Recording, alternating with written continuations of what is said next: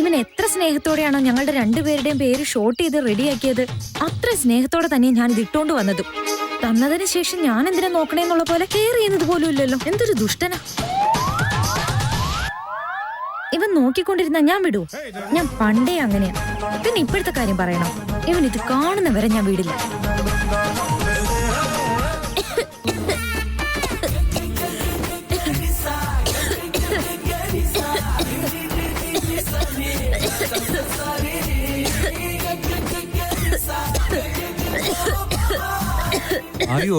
വെള്ളം വേണോ?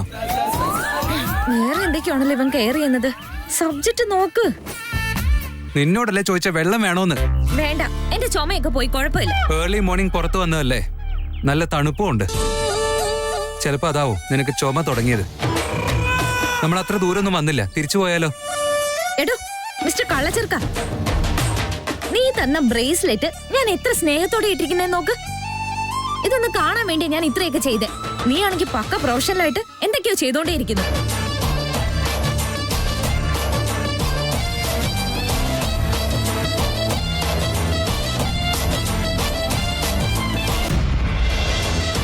എന്തു പറ്റി? നീ ഒരു സ്റ്റുപ്പിഡാ. ഞാൻ നേരത്തെ കാറിൽ കയറുമ്പോഴേ ഇത് കണ്ടതാ. നേരത്തെ കണ്ടെന്നോ? പിന്നെന്താ ഇതിനെപ്പറ്റി ഒന്ന് സംസാരിക്കാതിരുന്നേ? ക്ഷേത്രത്തിൽ ഈശ്വരനില്ല എന്ന് പറഞ്ഞ ആരെങ്കിലും വിശ്വസിക്കുമോ? അല്ലെങ്കിൽ ഈ ചർച്ചിലും പള്ളിയിലൊന്നും ഈശ്വരനില്ല എന്ന് പറഞ്ഞാൽ അത് വിശ്വസിക്കാൻ പറ്റുമോ? എന്ന് വെച്ചാ എന്ത് എവിടെ ഉണ്ടാവണോ അത് അവിടെ തന്നെ ഉണ്ടാവും.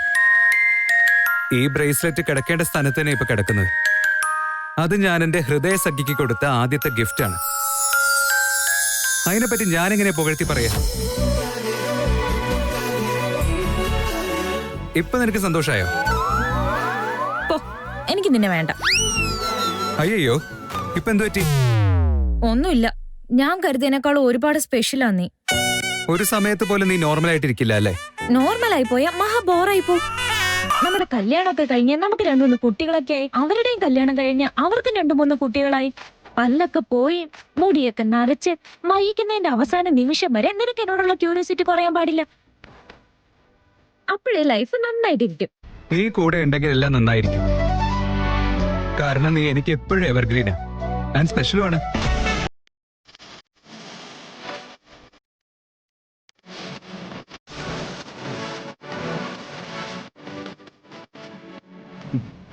ശരി, ഇനി വണ്ടി എടുക്കട്ടെ? പോട്ടെ.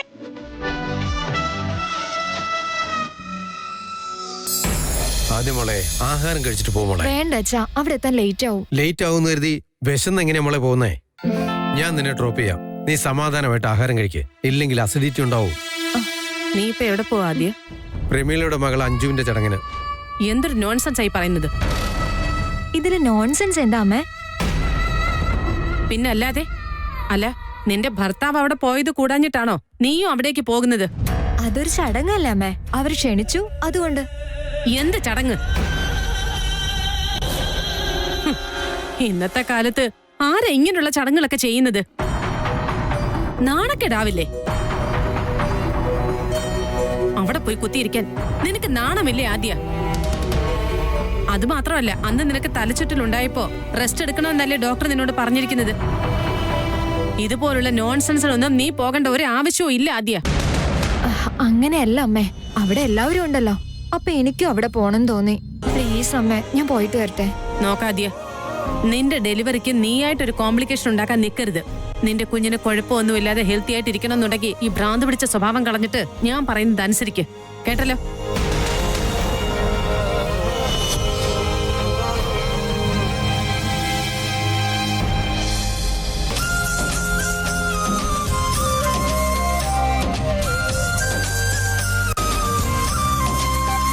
അല്ല, നമ്മളിപ്പോ എങ്ങോട്ടാ പോകുന്നേ?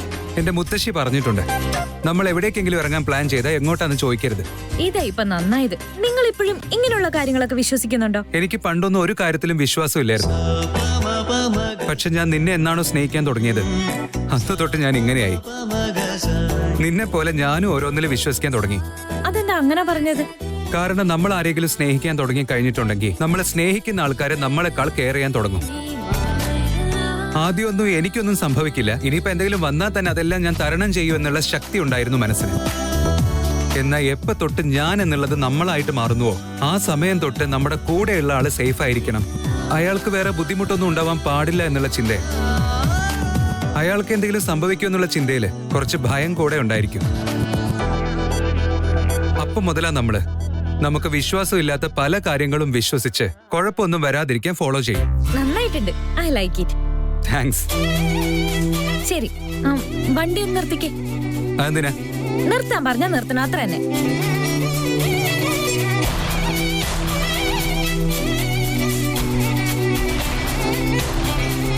നീ എങ്ങോട്ടാ പോകുന്നേ? അതൊന്നും പറയാൻ പറ്റില്ല. നീ വണ്ടിന്ന് പുറത്തിറങ്ങരുത്, ഇവിടെ തന്നെ ഇരുന്നോണം. ഒരു ചെറിയ സർപ്രൈസ്.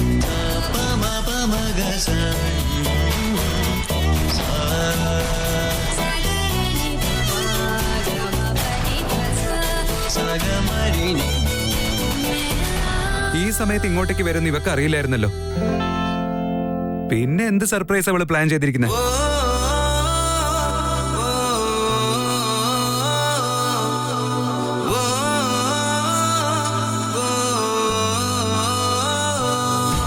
എല്ലാത്തിനും ഇങ്ങനെ നിബന്ധന വെക്കല്ലേ സുഹാസിനി.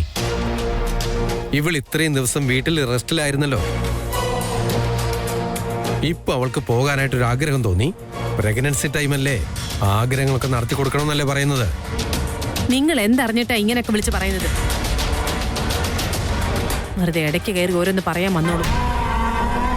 കഴിഞ്ഞ തവണ എന്റെ മോൾക്ക് അബോർഷൻ ഉണ്ടായപ്പോ ഞാനല്ലേ എന്റെ മോളെ നോക്കിയത്. ആ വീട്ടിലുള്ളവര് എന്തൊക്കെ തരം ഭക്ഷണമാണ് ഇവൾക്കുണ്ടാക്കി കൊടുക്കുന്നത്. ഇവൾക്കിപ്പം നല്ല റെസ്റ്റാണ് ആവശ്യം. ആദ്യ നീ റൂമിലേക്ക് പൊയ്ക്കോ. നിങ്ങളങ്ങോട്ട് പോവാ. നീ ഇങ്ങനെ കർക്കശമായിട്ട് സംസാരിച്ച് അവളെ വിഷമിപ്പിക്കല്ലേ. അവക്കത് സങ്കടമാവില്ലേ? അവളെ സമാധാനിപ്പിച്ചിട്ട് വരാം. അത് കൊള്ളാം. എന്നെ വില്ലത്തിയായി ചിത്രീകരിച്ചിട്ട് നിങ്ങൾ നല്ലവനാണെന്ന് കാണിക്കേണ്ട ഒരു കാര്യവും ഇല്ല. അവരൊക്കെ വളരെ ചീപ്പാ. നാച്ചുറൽ പ്രോസസ്സിന് എന്ത് ചടങ്ങ് ചെയ്യാൻ വേണ്ടിയാ? അതിനെല്ലാവരെയും വിളിച്ചുകൂട്ടി ആരതി എടുപ്പിക്കുന്നു. ഇവരൊക്കെ ഏത് നൂറ്റാണ്ടിലാണോ ജീവിക്കുന്നത്? ഇതിനൊക്കെ അല്പം പോലും മാനേഴ്സ് ഇല്ല. അവരുടെ വീട്ടിൽ അവർക്ക് തോന്നുന്ന പോലെ എന്താന്ന് വെച്ചാൽ അവർ ചെയ്തു കൂട്ടട്ടെ. അവർ വിളിക്കുമ്പോഴൊക്കെ ഇവിടുന്ന് ഓടി പോകണമെന്നുണ്ടോ? നിങ്ങളോടൊക്കെ എന്ത് പറയണമെന്ന് പോലും എനിക്കറിയില്ല. നിങ്ങൾ ആരാ? നിങ്ങളുടെ സ്ഥാനം എന്താ? എങ്ങനെ മറ്റുള്ളവരോട് പെരുമാറണം എന്നുള്ള കാര്യമൊക്കെ മറന്നുപോയോ നിങ്ങള്? അയ്യോ, ഞാൻ പോകുന്നില്ലേ. നിന്റെ ദേഷ്യം എന്റെ അടുത്തേക്ക് കാണിച്ച് വെറുതെ കുഴപ്പമുണ്ടാക്കണ്ട. വേറെ ആരെയും വഴക്ക് പറയാൻ ഇപ്പൊ ഇവിടെ ആരും ഇല്ലല്ലോ. എല്ലാം അവിടെ പോയി അടയിരിക്കുമല്ലേ. നാണമില്ലാത്ത ഓരോ കൂട്ടങ്ങള്. ഛേ, എന്തൊരു വിധിയാ.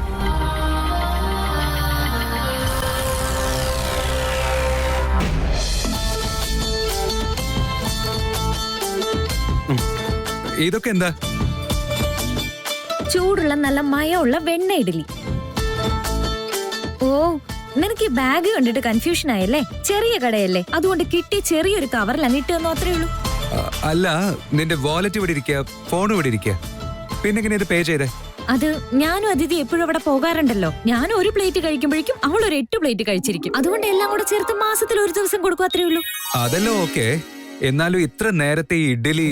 എനിക്ക് രാവിലെ നേരത്തെ നല്ല വിശപ്പാ, അതുകൊണ്ട് നീയും കഴിക്കും.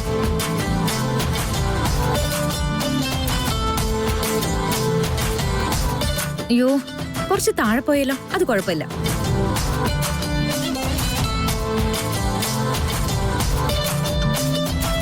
ഏയ്, അങ്ങനെയല്ല. കറിയിൽ മുക്കി വെണ്ണയിൽ മുക്കിയിട്ട് വേണം അത് കഴിക്കാൻ.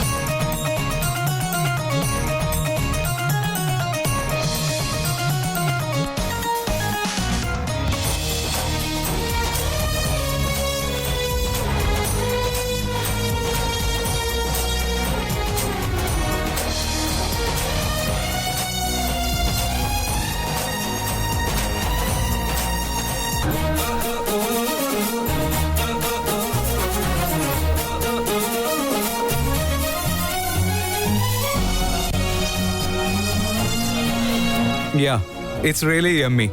നിന്റെ 5 സ്റ്റാർ ഹോട്ടലിനേക്കാളും നന്നായിട്ടുണ്ടല്ലേ? Of course, നന്നായിട്ടുണ്ട്. സബാഷ് അമൂല്യ, നിന്റെ സർപ്രൈസ് എന്തായാലും നന്നായിട്ടുണ്ട്.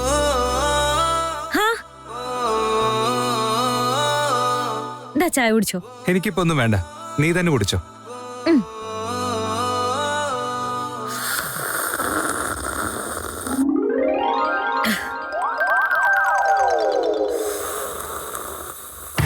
പശു കാടിവെള്ളം കുടിക്കുന്ന പോലെ തന്നെ ഉണ്ട്. ഈ സ്വഭാവം ഒന്നും വിടാൻ പറ്റില്ല അല്ലേ? വിടാനോ? ചായ കുടിക്കുന്ന സ്റ്റൈൽ ഇതാ മോനെ. അപ്പോഴേ ഇതിന് ഒരു സ്പെഷ്യൽ ടേസ്റ്റ് വരും. അല്ല, ഞാൻ ഇങ്ങനെ ചായ കുടിക്കുന്നത് നീ എപ്പോഴാ കണ്ടേ? എപ്പോഴാ കണ്ടേന്നോ? നിന്നെ ഞാൻ കണ്ട സ്റ്റാർട്ടിംഗ് ഡേയ്സിലൊക്കെ നീ ഇങ്ങനെ തന്നെയായിരുന്നില്ലേ? അന്ന് ഞാൻ നിന്നെ പശു കാടിവെള്ളം കുടിക്കാന്ന് പറഞ്ഞ് കളിയാക്കിയിട്ടുണ്ട്. പക്ഷെ ഞാൻ അതിനെന്തെങ്കിലും കൗണ്ടറും പറഞ്ഞു കാണണമല്ലോ. ആ സമയത്ത് നീ പറയുന്ന എന്ത് കാര്യത്തിനും ഞാൻ മറുപടി പറയാതെ വിടാറില്ല. തീർച്ചയായിട്ടും പറയുമല്ലോ. സൈലന്റ് ആയിട്ട് കുടിക്കാത് മൂസമ്പി ജ്യൂസ് അല്ലാന്നാ നീ പറഞ്ഞ.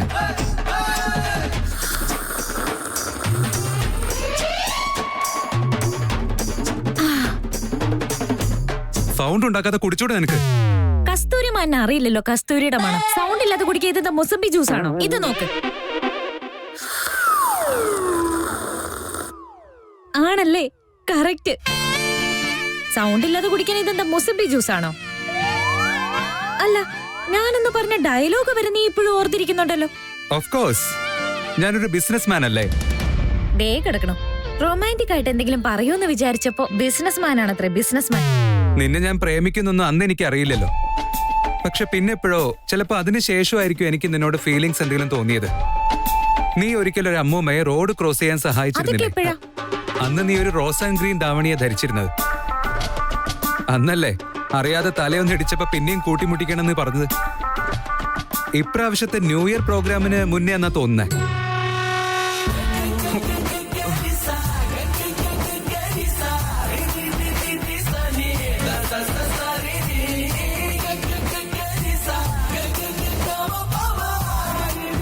കൊണ്ടു കാണില്ലേടി നിനക്ക്? ഒരു പ്രാവശ്യം കൂടെ തിരിച്ചടിക്ക്, ഇല്ലെങ്കിൽ നമുക്ക് രണ്ട് കൊമ്പ് മുളയ്ക്കുന്നാ പറയുന്നേ.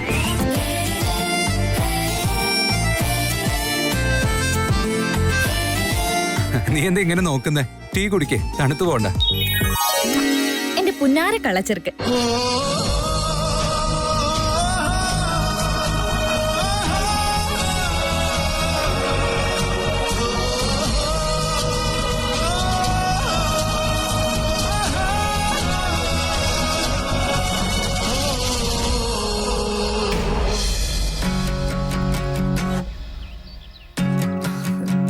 അഞ്ജു,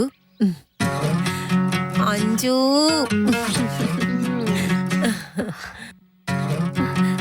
അമ്മേ, എനിക്ക് എത്ര പേടിയായിന്നറിയോ. ഇനി അമ്മയെ കാണാനേ പറ്റില്ല എന്ന് കരുതി. എന്താ മോളെ നീ ഇങ്ങനൊക്കെ പറയുന്നേ? എന്തിനാ നീ ഇങ്ങനെ പേടിക്കുന്നേ? അമ്മയില്ലേ കൂടെ? എന്നാലും ഞാൻ അമ്മയെ കാണാതെ എത്ര ദിവസമായെന്നറിയോ. ഇന്നലെ വീട്ടിൽ വന്നപ്പോഴും അമ്മ എന്റെ മുമ്പിൽ വന്നേയില്ല. മുൻപിൽ വന്നില്ലെന്ന് കരുതി വീണ്ടും നമ്മൾ കാണില്ലെന്നല്ല മോളെ. ഇതൊക്കെ ഒരു ചടങ്ങല്ലേ മോളെ. ആദ്യം മുതൽ നമ്മുടെ വീട്ടിൽ പൂജ ചെയ്യുമ്പോ നമ്മൾ ഒരിക്കലെങ്കിലും വ്രതം എടുക്കാറില്ലേ? വ്രതം എടുത്തിരുന്നാലേ പിന്നെ നമുക്ക് ആഹാരം കഴിക്കാൻ പറ്റുമെന്ന് നിനക്ക് തോന്നുന്നുണ്ടോ? I love you and I miss you lot അമ്മേ. എന്റെ ചക്കര മോളല്ലേ. നീ ആദ്യം പറഞ്ഞത് നിനക്ക് എന്നെ ഒരുപാട് ഇഷ്ടമുണ്ടെന്നല്ലേ? അതെനിക്ക് മനസ്സിലായി. രണ്ടാമത് പറഞ്ഞത് മനസ്സിലായില്ല. ഒരുപാട് ഇഷ്ടമുള്ളവരെ കൊറേ ദിവസം നഷ്ടപ്പെടുന്നാണമ്മേ. നഷ്ടപ്പെടുന്ന ഒന്നുമില്ല മോളെ. ഞാൻ എപ്പോഴും നിന്റെ കൂടെ തന്നെ ഇരിക്കും. ഇത്രയൊക്കെ ഞങ്ങൾ ചെയ്തോണ്ടിരിക്കുന്നതേ നിനക്ക് നല്ലത് വരാൻ വേണ്ടി മാത്രമാ.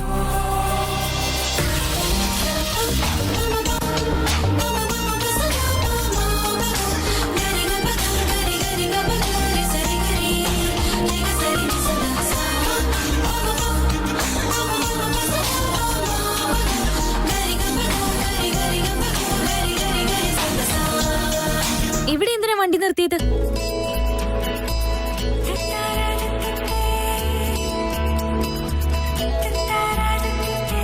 നിന്റെ ഈ ബിൽഡപ്പ് ഒക്കെ കാണുമ്പോ നീ എന്നെ പ്രപ്പോസ് ചെയ്യാൻ വന്നിരിക്കുന്നത് പോലെ എനിക്ക് തോന്നുന്നേ. പക്ഷെ നീ എന്നോട് ഓൾറെഡി അലവേ പറഞ്ഞതല്ലേ? വിഷയം അതല്ല മൂല്യ. അതല്ലേ പിന്നെന്താ? അഞ്ജു അന്ന് വയസ്സറിയിച്ച ആ ദിവസം തൊട്ട് ഞാൻ അവൾ എംബാരസ് ആയി എന്ന് കേട്ടതാ എനിക്ക് ഏറ്റവും ആശ്ചര്യം. ഞാൻ അതിനെപ്പറ്റി ഒരുപാട് റിസർച്ച് ചെയ്തപ്പോഴാണ് മനസ്സിലായത്. ഐ റിയലൈസ്ഡ് ഈ കാര്യത്തെ പറ്റി ഓപ്പൺ ആയിട്ട് സംസാരിക്കുന്ന ആളുകൾ തീരെ കുറവാണെന്ന്. സത്യം പറയുവാണെങ്കിൽ ഇന്നലെ നിങ്ങൾ ഈ കാര്യത്തെക്കുറിച്ച് വളരെ നന്നായിട്ട് എക്സ്പ്ലെയിൻ ചെയ്തു. എനിക്ക് ഈ വിഷയത്തെക്കുറിച്ച് സംസാരിക്കാൻ കുറച്ച് നാണക്കേടൊക്കെ ഉണ്ട്. ഞാനായിരുന്നെങ്കിൽ അവളെ അത്ര നന്നായിട്ട് കൺവിൻസ് ചെയ്യാൻ പറ്റുമെന്ന് എനിക്ക് അറിയില്ല. പക്ഷെ ഞാൻ ട്രൈ ചെയ്തു, എന്നാലും പറ്റിയില്ല. എക്സാക്ട്ലി. യു നോ, പീരിയഡ്സിനെ പറ്റി അതുപോലെ സാനിറ്ററി പാഡ്സിനെ പറ്റി നമ്മുടെ പ്രധാനമന്ത്രി ശ്രീ നരേന്ദ്രമോദിജി ഓഗസ്റ്റ് 15 കൊടുത്ത സ്പീച്ചിൽ അങ്ങനെ പറഞ്ഞിട്ടുണ്ട്. അത് തന്നെ വലിയ കാര്യമല്ലേ? അതിന്റെ പ്രാധാന്യം എത്രത്തോളം ഉണ്ടെന്ന് എല്ലാവരും ചിന്തിക്കാൻ. പക്ഷെ ആരും ഈ ഒരു കാര്യത്തിന് അത്ര ഇമ്പോർട്ടൻസ് കൊടുക്കുന്നില്ല. ഈ കാര്യങ്ങളെ പറ്റിയൊക്കെ പറയുന്നത് മോശമാണെന്ന് ഇപ്പോഴും സമൂഹം വിശ്വസിക്കുന്നത്. പക്ഷെ എഡ്യൂക്കേറ്റഡ് ആയ നമ്മളും ഇതിനെപ്പറ്റി സംസാരിക്കാതിരുന്നു കഴിഞ്ഞാൽ നമ്മളും അവരിൽ ഒരാളായി